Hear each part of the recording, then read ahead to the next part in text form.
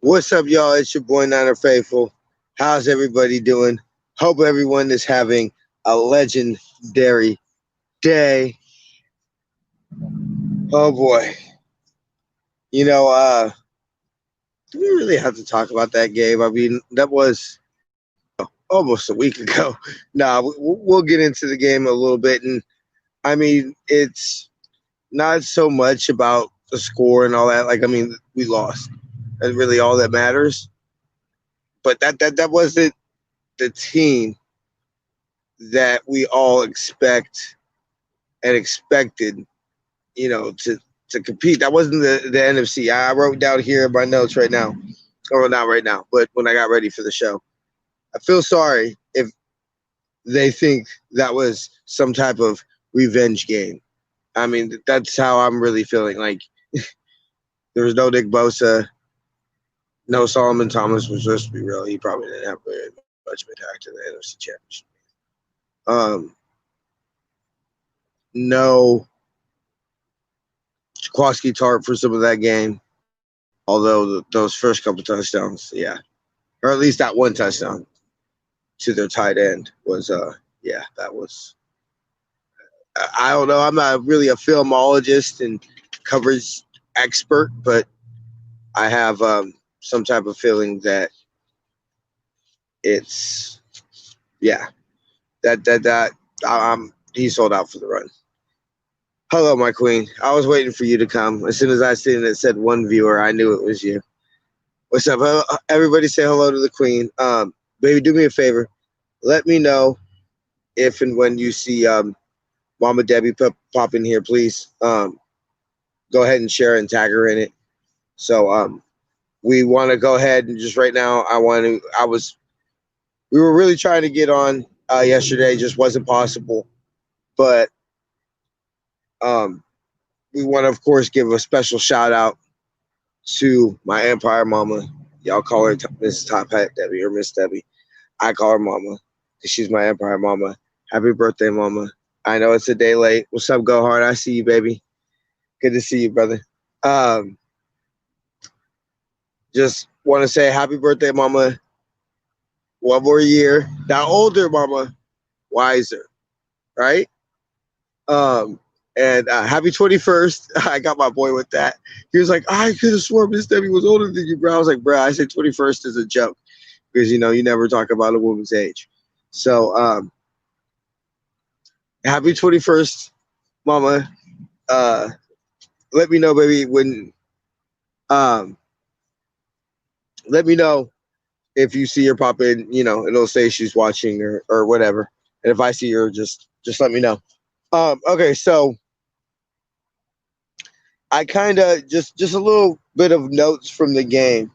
34 points was the most by Green Bay in the Bay Area, playing IE Kezar Stadium, Levi's since December 13th of 1959. So yeah, that was a lot of points. And I think that was the most disappointing thing is, I think we saw in the Philly game and we saw in this game, there's a reason Nick Mullins is our backup. That doesn't mean that he's not good. That doesn't mean, we'll get into some discussions next week, Adam and I. But that doesn't mean that things are horrible. But he's a backup for a reason. And it's okay to say that. Like, it's fine. So we could. It's about necessarily the team and everything like that. But the defense, it's disappointing because it just felt like it was no contest. I mean, yeah, tip your cap to hey Jamie, how you doing? Thank you for being here. Tip your cap to him, and that's a good quarterback and everything like that, and he always toted last year, and it's a lot different in Green Bay with that win and everything. Hey, it's a lot different when D Ford and Nick Bosa, and DeForest Buckner and Eric Armstead, which obviously Eric was in that game, but it's a lot different when you had those four going against you. So You know, I think this, as far as Aaron Rodgers' performance, I'm not saying that he would have had a good game regardless. He would have been just as motivated, if not more motivated. But that it just doesn't happen quite like that when we're at full strength. But that was still alarming. Jason Verrett had a bad game. Now I'm not. Oh my God, Jason Verrett's finished. No, like he'll be fine. I believe in the more consistent game that we've seen. He's had amazing games more times than he's had horrible games. So I believe that he's going to have good games. I think Jason Verrett's fine. Emmanuel Mosley, yeah, you could say that's 2 rough weeks in a week, but he had a pass breakup, which told me that he was playing hard. And sometimes the other player's just better. I mean, of course, those who watched the show last week, first of all, thank you. But also, you noticed that Adam pretty much compared DK Metcalf to T.O. And it wasn't that, T.O. didn't go against good corners. It was just that, he was just better than him. But I rambled on long enough, ladies and gentlemen. Let me bring him on, the Steve to my Jerry, Mr. Adam P. from 49ers Insiders. How you doing, brother? How you doing, baby? Not too bad. By the way, it's a quick little name change. I'm pulling up on y'all. I officially went from, it's been on my mind for a little bit. I went from 49ers Insiders to 49ers Outsiders. I had something. I had something else in mind, but yeah, we're essentially still covering the damn thing from the outside, and I think that's something people can tip their hat to a little bit. Yep, let's do it. Hey, so okay, so officially, wow, okay, so we got it official, like a referee with a whistle. So hopefully people can put a little more respect on my name now. Now that I'm, I think some people were in their feelings a little bit because my name is 49ers Insiders. Like, no, I'm not gonna like or retweet his stuff because he thinks he's an insider. So wow, whatever. Me and a friend have talked about everybody. It before. I just figured, kick the tires, and you know what? Like I said, I don't need to be in the building. All right, I'm on the outside, still knowing my business. You know what? I think that, not to get into boring stuff that people probably don't want to hear about, but bro, there's a reason. Everybody who's a part of the team is a part of the team for a reason, and I believe that we bring something all unique and different to the table. And sure.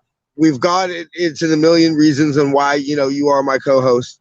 Pretty much since season 1. Not too many episodes not done without you, bro. But I appreciate it. I like the fact that you're out in SoCal. I think that's kind of cool. Like I hold it out here in the Bay.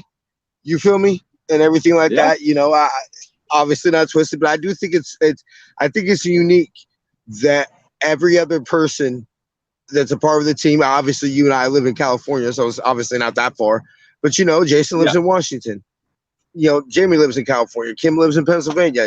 But I think that shows that the empire is really worldwide because I trust me. I talk to people.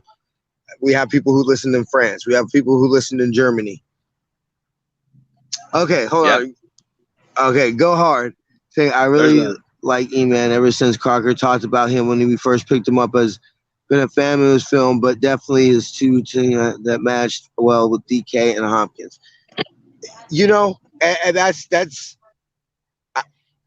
they're better receivers. I mean, that's what I was saying before you got on air and everything, bro. I said, look, sometimes you of course compared him to T.O. last week, and I said, look, it wasn't that T.O. didn't go up against good corners; he was just better receiver. Same with Jerry. Jerry went up against Jerry. There's plenty of games. People forget. You and I are old enough to remember, of course, when the Falcons were in our division. So Jerry went up against Dion 2 times a year. But Jerry was just, on a different breed. DK Metcalf, Hopkins, Adams. These type of receivers are just on a different pedal. They're just on a different breed. And I totally get the man's point. And sorry to interrupt you there. We talked about this, I believe, last week or 2 weeks ago. As far as like, I wanted to see a Kello on DK Metcalf, for example, when he was repeatedly kind of beating Emmanuel Mosley, and a lot of the times too, Mosley has had good coverage. Example is the touchdown, that reception that he gave up to Devontae Adams on that bomb in the corner. It was literally a perfect pass thrown by who else? The man, Aaron Rodgers, arguably. Yeah. Still the best pocket passer in the league. I mean, Mahomes brings a little more mobility and stuff to the table, but we all saw it too. And Rodgers can lose his legs as well. Back on point, I'm going to go – I totally get the man's point as far as like needing somebody a little bigger and physical, I think, with what he's saying. But and I get that. But I don't necessarily think that E-Man is soft. And I think I'm going to go back to the whole classic. The first person that comes to mind is Darrell Green, arguably – one of the best cornerbacks of all time, too. Probably right behind Deion Sanders, in my own personal opinion, even though I didn't get to watch that much of him. But, you hear people's takes. But, the old saying, it's not about the size and the size of the dog. It's about the size of the dog. It's not the fight and the dog. So I think E-Man can match up well. Once again, I think he has good coverage. But I get the point. Somebody that comes to mind is like somebody from the Bills, like a Tre'Davious White, a little bigger, a little more physical. So I get it. Yeah, and E-Man is probably better off playing the right cornerback spot. A little more on the blind side. That's where he got his pick in the NFC Championship game against Aaron Rodgers. So I get the point. And Jason Verrett's a feisty mofo too. I get it. I think he's just asking for a little more size at the end of the day, and hard to argue. And I already thought about that. I think cornerback round 2 or 3 is where I'm going right now. Yeah, definitely. Let's if you and I, and when we text before the show, when I text you the guest link, we had pretty much, I felt both kind of voiced how I don't feel that the season's over. And I'm sorry, I had said I blame the NBA. You can't ask football players to tank. That Philly thing was years and years and years ago. Nobody's tanking in the NBA either. Yeah, well, yeah. But I'm just but I get the idea. That's the mentality. We went all the way to the Super Bowl, and now you essentially want a low-key take because you feel like it's going to be more of a shirt pick. And I get that. But with 7 games left to go, only a game back from 8th, a game and a half back from 6th and 7th, and you're talking about throwing away this season, this is how spoiled 49er fans are again. And I told myself after the Harbaugh years, I am not going to do this where all of a sudden you feel entitled and you should win every single game. Take it all for granted. No way.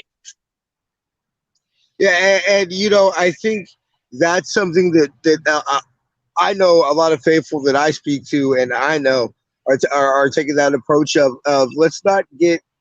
I went on a rant. I mean, those who have me on Facebook know I went on a rant of let's not get too arrogant when there was whispers of Shanahan. Hey, you know what? Let's not get too arrogant when we thought anybody could coach, this team with Harbaugh. Oh, yeah, it's not too big of a deal that we get rich with the only coach that had done any type of successful winning since Steve Mariucci. Oh, no, anybody. We're just going to totally be able to pick another coach out of a hat. Like, and so. And that's a whole different story. Yeah, that's a whole different rant. That's a off-season discussion, but. I think we didn't have a proper horse lined up is what everyone's problem was with there, but I was okay with moving on from Harbaugh. And I think he might come back to the NFL soon the way things are going at Michigan. Yeah. That's that some of my family that are probably watching hits a little home. Shout out to my Michigan family. I hope we still if I'm not mistaken, my family actually still owns a cottage in Ann Arbor. Okay.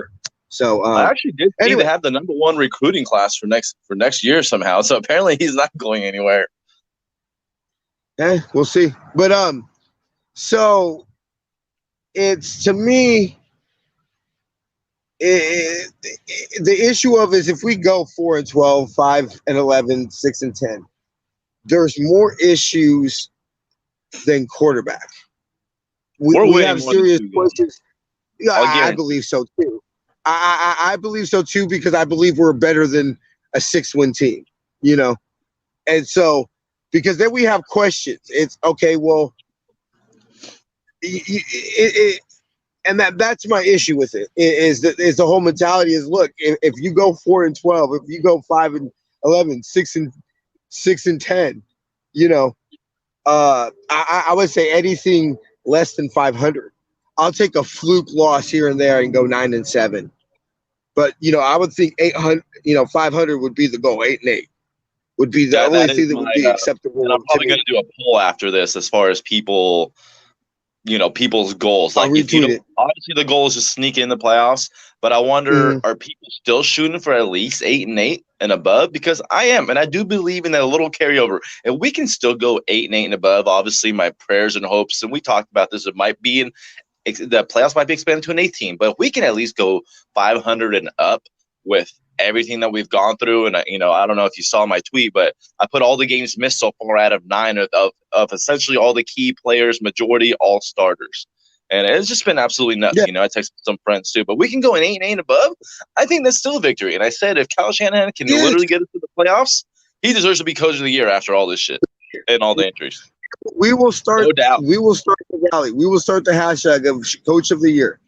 If we make the playoffs, if we can pull off an upset against the Saints, and I know it's going to be hard, and we're on the road, and I've talked about this. Thank God the Rams have a tough matchup against the Seahawks, and the Cardinals play the Bills. So as long as those teams lose, and if we do happen to lose, at least nothing's going to change. We're still going to be a game and a half back from them as long as they lose. But if we can pull off this upset against the Saints, those teams lose, and then all of a sudden we're half a game back. Hopefully the Bears lose too. I forgot off the top of my head. They play the Vikings off of 2 straight victories, but if we can be a half game back from the 6th and 7th wild card spots, that'll be insane. With 6 games left to go, coming off a bye, getting healthier, I'll take two of the teams that are ahead of you play again, with of course the Yams a chance to sweep, which is of course that any tiebreaker. And coming off the Cardinals. And I like our chances of that one. That's when everyone should be getting back. And that's the one when you circle that game. And I hate to bang bang everyone. Jason. Hey, what's up, Jason? How you doing? Bang bang 9, baby. That's what we need. Exactly. We need E40 to perform. We need E40 to make a remix right now. I know. There you go. Hashtag bang bang remix. So that's the E40. I think it's, man, we're not going to get on to now. I want to say my opinion of E40 because I love E40. I love his music. I grew up listening to E40. I remember that's one of my first songs my dad played for me. I remember my dad just put his system in, and it was Players Ball. And saying that you got it. And I actually met him. E40. Real facts right there. I used to hate E40, and then I got a system in my car, I swear to God. And somehow I got a hold of my ghetto report card. Somebody gave it to me, and I put it in the car with the system. And all of a sudden, I shit you not, I'm like, all those bass waves came through, and obviously I never heard the CD, and there's some dope tracks on there, by the way. But Yay Area, one of them, obviously. But that E40 with the system. E40 with the system goes together like peanut butter and jelly. All right, it ain't the same without one another. But I will say it's kind of funny. He was slapping real when we were 8-0. Real quick to say bang bang Niner gang. But easy. He's at my head now. I know, mother trucker. Right now. But I was just Raiders and shit. He's a half-ass fan, but whatever. He has love for the Bay. I get it. Exactly. That's the way. If you really put a gun. Let's be honest. I don't expect everyone to be a diehard. I thought Future should have performed ever since that freaking divisional game against the Saints. He's been nowhere back around. Yeah. 2 Chainz mysteriously ain't wearing Niner jackets in his and look, there's obviously some controversial comments I may have made that I will not repeat on the show because a little bit of it does get political. But I realize that there are levels of. I'll just wrap up pretty much the faithful part about this. Is I realize that there are levels. Not everybody is as dedicated as Adam and I are. Not everybody's going to study who the fuck our 5th option at center is. Or things of that nature. There's nobody. Not everybody's even going to put in the time. Let alone has the time. And I understand that. But what I hate is when people who don't get the praise aren't highlighted. Yeah. And so Or just that's because why they I have a always certain amount of love. followers. That's why I believe Go Hard feels this way. A lot of our faithful feel this day. That's why we're so big on Ronnie Blair, because I really do think he is a huge piece missing this year. I really do. I think he was the loss of Ronald Blair last year was very underrated and very quiet because he wasn't D Ford or anything like that. But I think what people don't understand is what's missing is players playing their roles. So it's not to say that Eric Armstead isn't worth. No, Eric Armstead's not worth 17. Actually, to get on to the DeForest Buckner news, I want to get that out the way. That sounds real good, and I love Defo. And look, I don't want to say the mistake word, but obviously we knew that it was going to be a big loss losing DeForest Buckner. Even I, who supported the trade, I didn't support the trade, but I understood the trade.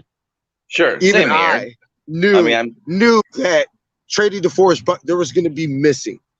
To me, I remember looking at Mama Debbie when he scored the touchdown, the recovered fumble touchdown against the Seahawks to change that game. Brought us back into that game. I looked at Mama Debbie. That's a championship play. That's the type of play that happens when you have a championship quality team and player. Those are the type of players that he had a sack and a half in the Super Bowl. I mean, that's very, very underrated, and it could have been more getting held and all that kind of deal. But a sack and a half, and I just think once again, Defoe to me was Justin Smith 2.0, and I literally felt like he was going down the pathway of his career, and I hope he was going to be here for another 10 years. And that's not a shot to Arik. Just because you still believe that DeForest Buckner's overall better player is not a knock on Eric Armstead. When I put out the tweets yesterday or 2 days ago, whenever the hell it was, I think it was yesterday, I brought up salary cap hits. The next 2 years combined, Arik Armstead literally makes $500,000 more, and then in years 3 and 4, actually Defoe is cheaper by $5 million. So everyone at first was talking about essentially the cap hits were lower for this year and next year. But those gaps, obviously Armstead's deal is more back end heavy, and Defoe's is actually in reverse. And that's what Defoe. And that's my thing that I've heard, and I haven't heard anything from the team, and I don't think they'll say this because it would be kind of classless, No. But what are they going to say too? Hey, we missed you too. We wish you would have met exactly. you. But let's be real. Eric Armstead was willing to get less up front. DeForest Buckner wanted to be paid up front. And he wasn't budging from that. Yeah. I think that's what it came It's going to be the same thing. I told Kim when we kind of had our semi-pre-production meeting yesterday between her and I that we do every week. But her and I were discussing about the fact is Chris Sims coming out and saying that he doesn't believe Jimmy's going to be on the roster. That's one of Kyle Shanahan's best friends. Kyle Shanahan was one of Chris Sims' favorite receivers in college. That relationship is real. I don't think Chris Sims says that, especially somebody who's trying to be a professional and, kind of put your reputation on the line when you say things like that. I think that's a little speculative too. I don't think it necessarily means that. I think it is. But I don't think Kyle Shanahan told Chris Sims we're getting rid of Jimmy. No. I think kind of like we talked about with Jimmy. Off the air, he's told him, hey, we are disappointed in this in Jimmy. Hey, we thought Jimmy was going to be better here by now. And those things are true. He has missed a lot of games. That wouldn't be breaking news, right? The same shit we know. Exactly. It wouldn't. It would not be breaking news at all. But this is what I think it's going to come down to is with Quan Alexander, who we're playing this week. But John Lynch came out and said, look, for essentially trading Quan allowed us to keep 2 players next season. So if getting rid of Jimmy Garoppolo and getting, I don't know who you're going to get that's going to be better than Jimmy, that's going to be cheaper, but whatever. If it gets you Trent Williams, where you say, no matter who we get at quarterback, we have to have somebody to protect that quarterback. Let's keep Trent Williams. Hey, you're not going to reflush the whole secondary. You got to bring somebody back. You got to bring some players back. Or an email.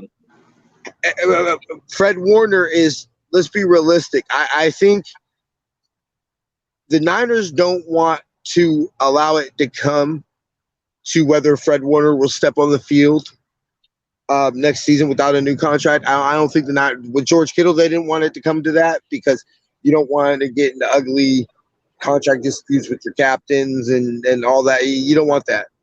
So especially if he's Fred going to Warner be, he's getting already into a hard to hold the defense, and I expect Sherman to be gone exactly. next year. So, like we talked about with Kittle, you can't afford going into the season with him, having the contract up in the air and all that. So I agree. Yeah, you can't. I think what they're really going to say is they're going to say, hey, we can, as far as leadership's concerned, we can have that role be with Fred Warner. He's clearly the captain, heart, soul, the Patrick Willis role of the defense. I'm not saying not level of play yet, obviously, but all around, yeah. The role of he's that heartbeat of that defense, and you're gonna want to sign him, and so these are things that like we've been saying and we said all of 2018. We're gonna see who wants to be a part of this team going forward. I've heard a lot of things of, can Nick Mullins earn the starting job next year? I think Nick Mullins can reserve. Hold on, bro. I believe Nick Mullins can earn the right to compete for the starting job next year by his play this year. I believe that's possible. Can Nick Mullins seal, oh my God, he's our undoubtable starter? No. Because, and this is where we really have to decide as a franchise, is we were just 1 year removed from the Super Bowl. You could easily say, look, losing Nick Bosa, before we even start losing free agents, losing Nick Bosa, Debo missing the first, only playing 3 games at this point, X injuries, we are getting these players back. We are a legit Super Bowl contender with Jimmy Garoppolo at quarterback. So these are things. Changing the quarterback, okay, fine, upgrade. But are you going to upgrade at a cheaper price? Because you can't tell me we're strapped for cash, but then expect to pay an upgrade at your quarterback position. Because if you're upgrading at your quarterback position, it's going to be more expensive. Besides Matt Ryan, which we actually have talked about, he does have a cheaper cap hit. Yeah, except Matt Ryan, which I went on air and I said, look, I will take Jimmy personally to the 10 bus. It takes you to the Mineta Airport for free. Okay, I will take Jimmy and I will pick up Matt Ryan personally. No hard feelings, Jimmy. I will have him sign my T-shirt and I'll hang it up right here. You feel me? I promise. But if Matt Ryan's going to come here, I just feel that's a move we have to. See our previous show where I explained I believe that's the move we have to make. If Matt Ryan is available at a reasonable price, both financially and draft capital wise. It's not looking as good because the damn Falcons are effing around and literally winning some games now. I think they've won 2 straight. They're 3-6 now, if I'm not mistaken. And their season obviously could have been different besides the close loss that they had and injuries. But my point I wanted to make to you earlier, another reason of thought, and I tweeted this out the other day, is we all know that Jimmy has a $25.5 million cap hit. So part of my thinking is as well, let's just say no Matt Ryan, no veteran quarterback or whatever, kind of forgot Phillip Rivers is, going to be a free agent next year. And I know people talk shit about Phillip Rivers, but to be completely honest, I would love to see actually what he would look like in a 49er uniform and what he can do with Shanahan, even though it's not going to happen, just talking out loud. But back on point, you can take Jimmy $25.5 million. You bring back Nick Mullins, and maybe we do draft a first-round quarterback, and Mullins and that rookie duke it out, and essentially you're hoping either that rookie's going to win or he'll eventually take over kind of like Cap, Alex Smith type of status. But then you're able to use that $25.5 million elsewhere. Like we talked about last year, would Nick Mullins have won those games that the divisional round and the championship game? I think yes. I think Nick Mullins easily could have won those games as well. So that's my thinking. If you take Jimmy's money and you put it elsewhere, maybe we do draft the first round quarterback, so that way he's on a cheap contract. And like I said, you're able to use somebody else. But I wanted to bring this out as far as No, there's no tanking or any bullshit kind of going on. Remember we talked about I believe it was last week. I was thinking for a second that Richard Sherman was essentially going to possibly take the rest of the year off. That way he possibly doesn't re-injure himself, and because he's going to be a free agent next year, so that way he doesn't get behind the 8 ball to be ready for next season. But clearly, I think he's going to end up being ruled out. He thinks he has a chance to play. I don't think he will. I think it's a sure mentality once again, right? I'm pretty much right there. Who knows? He might warm up and consider himself a game time decision. I don't think he will. I think we'll hold him out, kind of like Raheem until the Rams game coming off a bye. But what that tells me about Sherman coming back is he thinks this is a perfect opportunity to try to make a playoff run to be able to sneak in the playoffs. Because if he didn't think there was a chance, then I don't think he would come back. Yeah, or he he's would not just coming come back. back the last couple games, showcase himself that he still has it or whatever, and try to get himself a deal next season. But if he's willing to come back right now, I mean, that tells you is we think we can try to sneak in the playoffs, and then once you get in there, like we talked about, you just never know. You never know. It's all about. Never know. Because let's put it this way: they make it to the playoffs. Remember when the Seahawks beat the Saints 7-9 when they won the division that one year? Yep. The beat quick run. And so I'm just saying. It's my thing about it is my whole thing is to get in the playoffs. Look, Adam and I will both be realistic.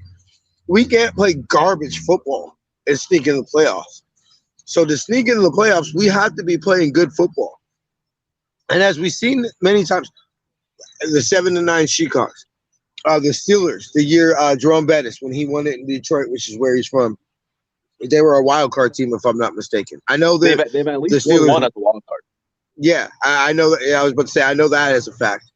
So, well, why did they do that? Because it wasn't that they had the best season; they were playing the best when it counted the most. Yep. And that's what it was. It's never how you start; it's always how you finish. The point, the beginning. I'll tell you what people say. Most football coaches that I've talked to will say, "What your goal is not to bury yourself before Thanksgiving. Your goal is to put yourself in the best position, and then from Thanksgiving on, you're really essentially making that playoff push." I just got to say too, I'm so glad we're not playing on Thanksgiving. You imagine before the season started, they scheduled us on Thanksgiving. Oh God, that'd be horrible. But I mean, it's just the thought of your team losing on Thanksgiving, and we felt that before.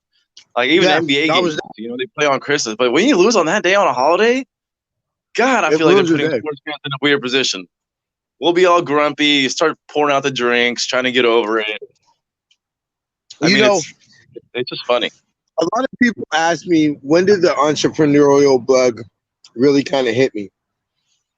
And it was many, many, many things that just kind of hit me that eventually I kind of just got fed up with. But what really kicked it into real gear, where I at least thought that, hey, my ambition is to not work for somebody one day. Instead of just, hey, I'm not going to, was losing that game. And then I immediately, from the game, I mean, I had to book it to the bus to get to work until I think I got off at like 7 in the morning. Ugh. And then, so I'm really not in the mood. Like, this is the first Niner game I've ever lost. That I've ever went to that they ever lost. This was my Christmas present. I told, a female of mine at the time, hey, she basically gave me $100 and I paid the rest. It's $179 for the ticket. So I was like, hey, you give me $100, I'll pay the $79, and that I'm cool. That would be my Christmas present. Not bad. Obviously got goodies and stuff like that, and cool. But I had to work that, and I remember being at work and be like, I don't want to do this. Like, I'm not in the mood. I really don't care what jeans you want. Like, fuck your jeans. Like, I'm really not tripping about that. A, your team lost, and B, you had to work that day. I mean, I worked my first Thanksgiving like 2-3 years ago. It was Thanksgiving. And it was Thanksgiving, so like it's obviously Black Friday too. It's a happy day. It's like everyone coming together. Essentially, what it was is I was working. I mean, I think I started work at 10, technically on Thanksgiving, or no, I started at 1 in the morning. but Okay. I had to get there at 10 because it was like I can't make it in enough time. Like 10 was basically the latest I had to get there and be able to make it to work. And I ended up working at 10 anyway because she was like, "Hey, look, can you start?" I was like, "Cool, let me eat." And then yeah, but anyway, so yeah, it was just I'm working basically Black Friday. I had to work basically go home, turn around, come back, work the next day until like 4 in the morning, from like 2 to 4 in the morning, and doing all that. And it was just like, you know what? And I remember looking at my check and it was like $400. And I just remember just thinking like, you know what, bro, that really wasn't worth it. Yeah. This really wasn't like, I'd rather The have just juice gone home. was not worth the squeeze on that one. It wasn't. And I remember just looking at it and like, cool. It was like really theoretical. What happened is that ended up being my daughter's Christmas presents. You feel me? So it was like, all Yeah. right, cool. My daughter got a cool little Christmas. All right, $400 Christmas. Like, cool. More than I got as a kid. You feel me? So, all right, Yeah. sweet. So, in a way, it was worth it, but it was just like at the end of the day, just to do that consistently. But anyway, enough of entrepreneurial rant hour. So I think to kind of basically sum it up, we'll do our weekly, when we lose, reason for hope. And I'll go with kind of the obvious, and I'll leave Adam with what I think he's gonna do. But I'm gonna say Fred Warner. Fred Warner is my reason to hope, because if you listen to that mic'd up, and he's out there hitting, and it's 31-3 or whatever the hell the score was, but he's sitting there like basically talking shit, saying, "Hey, you're gonna still feel me. I'm still gonna be out here. Like you're gonna hear me, you're gonna feel me." And it's like 31-3, but that's the mentality that man has. That's the reason why I have hope. That's the reason why I'm like, what? Watching just that type of energy and that type of person play football, it's just fun. That's why you watch the game. So regardless of whether you win or whatever, obviously it's our job to watch the game, and we do it even if it wasn't, which is why we do it. But that's one of the reasons you have hope and want to watch the game and everything is like, hey, regardless of whatever happens, I know I'm going to have fun watching Fred Warner play football. Right. It was important that he was leading by example in that moment. I'm not gonna lie, I was the grumpy cat during that time frame, especially being down considerably. When the game just got away from us, honestly, once again, we knew we were gonna have to come out hot. Adams, I think his elbow was barely out of bounds, but it wasn't enough to overturn. They ended up sticking with the call, but I'm just saying they barely get a squeaker touchdown. River Craycraft, I don't even know how to probably pronounce it. Craycraft, I think it's Craycraft. Yeah, Craycraft, yeah. Craycraft, that's what I figured. Yeah. Stupid Calvin Johnson rule. Once again, I grew up in the era, I don't know if you remember, dude, where it was like if the ground caused the incompletion or the fumble, then it stays. Like he had, that was in. But the stupid Calvin Johnson rule is like even if you hit the ground and the ground causes a ball to come out at the incomplete, I just think that's a stupid call. That takes away points, which is what the NFL wants. They need to go that shit over. So Ted Robinson, the old play-by-play announcer of the Niners, the one directly before Greg Papa, had a saying of saying, if you took 100 people from Mars,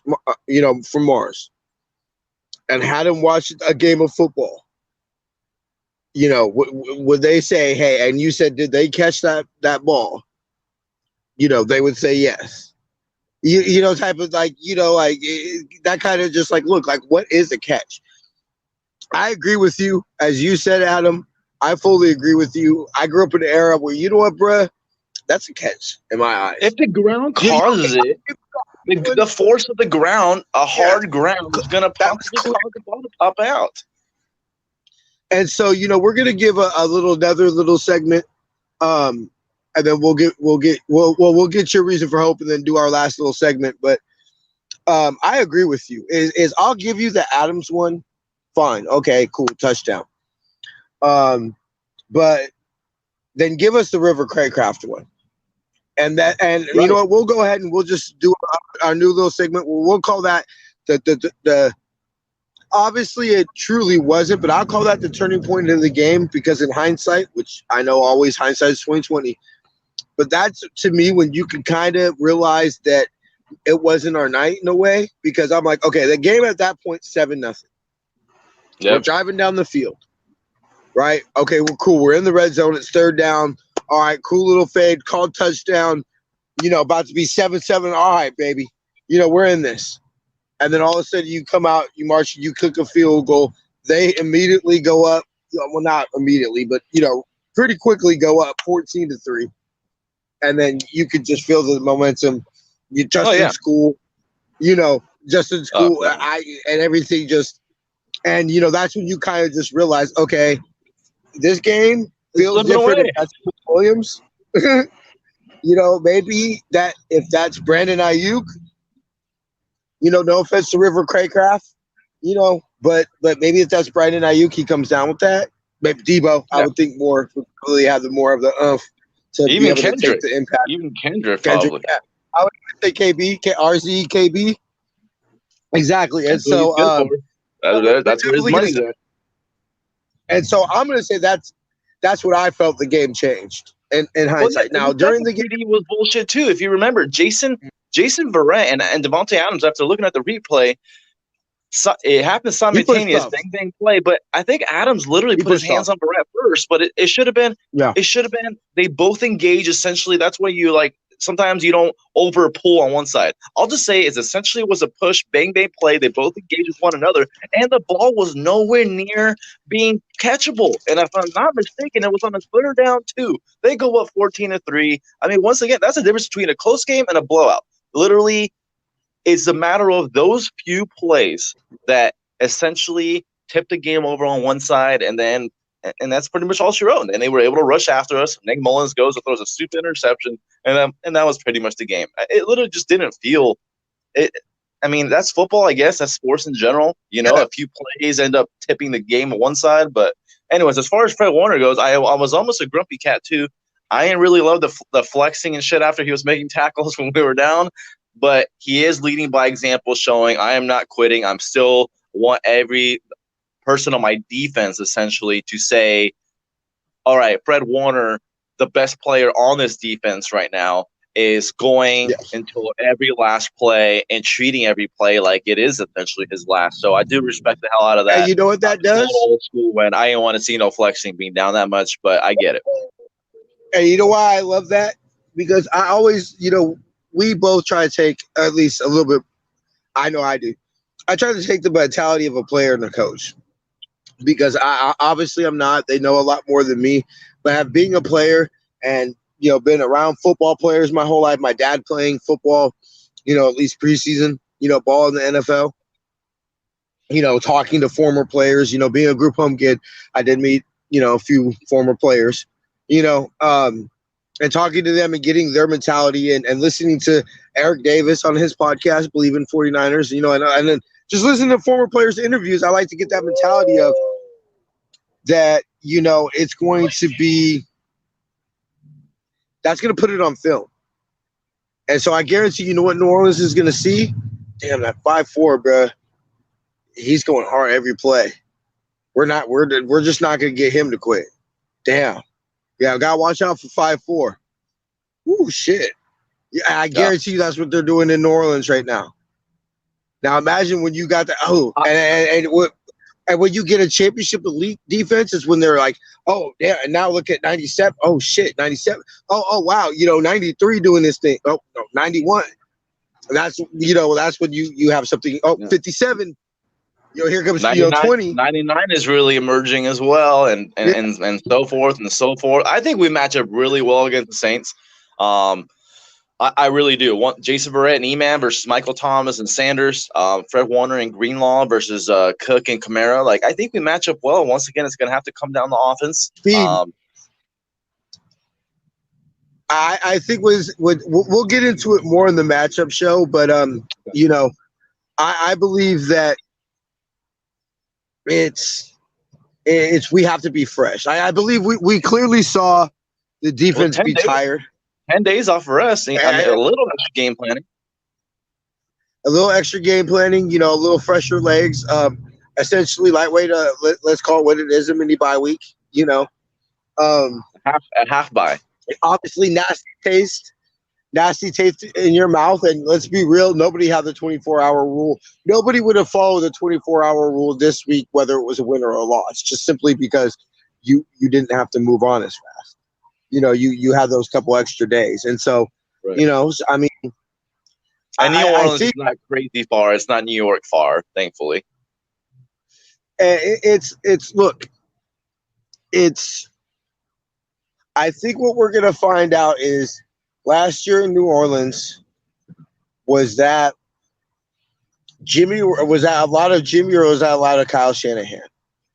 Because we can see Kyle Shanahan can scheme up a game plan It to was both. go toe It to was toe. combination of both. More so Shanny. I'll always go Shanny before quarterback, unless the quarterback becomes Aaron Rodgers one day or something like that. Yeah, exactly like that. I believe that too. So what does that tell you is maybe we can't put up 48, but maybe we could put up 38, 35. And Nick 31, Mullins is maybe going to with be Nick more Mullins. comfortable. He knows that Jimmy's not breathing on his neck now, essentially. He got that start in after Jimmy got hurt, for the second time, essentially, this season, if you go back to the start of it. So I think he's going to be able to settle in.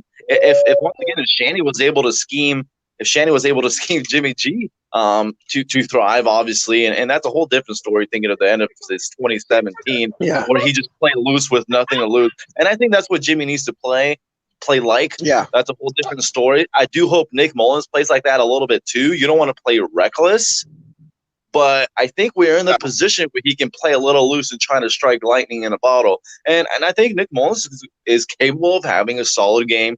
Ayuk is going to return. Samuel sounds like he's up in the air. That sucks. Mostert's going to be out. Coleman's going to be out. But at least KB should come off the COVID list the next couple days. I would think for sure by Saturday. I'm actually surprised he went back on the COVID list. So I don't even know. I mean, do we want to open up that can of worms? Negative or anything. It was false positive. You come off the COVID list, and then a couple days later, you go back on it. So apparently, he's still asymptomatic. So apparently, he has like a half case of corona. Like, what the hell is going on there? I don't know, bro. Whatever. Who knows? But anyways, I don't even want to get into that one. KB will be back for sure. I hope Samuel can play, even if he's a little of a gadget. Not gadget. Even if he's a little of a what's the word I'm looking for? A little of a decoy on a pitch count. I hope so. To be honest, he actually wasn't a big factor in last year's crazy Saints game, which is crazy to think about. Maybe he was from getting open, but from a yard standpoint, didn't really do a whole lot last season. He had 2 touchdowns last season. KB. Yeah, and just couldn't stop Cooks for shit last season. Yeah, they couldn't. He ended up getting a concussion, and that actually changed the game for us, if you recall. And so I think it was we'll get into it. Anyways, we'll go ahead and we'll get into it for the on the preview show on Friday. We, of course, everybody go check out Good Morning Niner Empire. Jamie does an awesome job with that. Make sure to check out our gear. We have a special T-shirt coming out for the Niners Cry Ghost game this year that I think people of Adam and I's generation are going to love. Really, all Niner fans are going to love it, but I think it's going to be a special kind of T-shirt for Adam and I's generation. Is there going to be a star on there? But yeah, there's going to be a certain pose on a certain. Shout out to the Cowboys. After all this turmoil and all this negative press and everything, they nearly went and effed around and beat the Steelers, who are undefeated still, with Garrett Gilbert at quarterback. I'm just saying, like we talked about the gaps being at all-time low. They almost went and effed around with Garrett Gilbert and beat the freaking Pittsburgh Steelers, who are right now on the number 1 in the NFC. I'm just saying. So don't tell me we can't actually beat the Saints. Is that person in the background okay? Yeah. That's all. Does he think we don't have a chance? Does he or she think we don't have a chance against the Saints? No. It's coronavirus, not coronavirus, but coronavirus. Okay, good. But so I think that's probably time point to wrap up the show. We shall see y'all Friday. Ladies and gentlemen, for Super Duper Moderator, Mrs. Niner Faithful, Jamie, Jason, Adam, and myself, we thank you for tuning in to this week's show. Please remember, y'all, The San Francisco 49ers don't always lose a game, but when we do, we're still the best team in NFL history. Stay faithful, my friends. Go Niners. All right, guys. Take care. Enjoy the rest of your day. Yeah.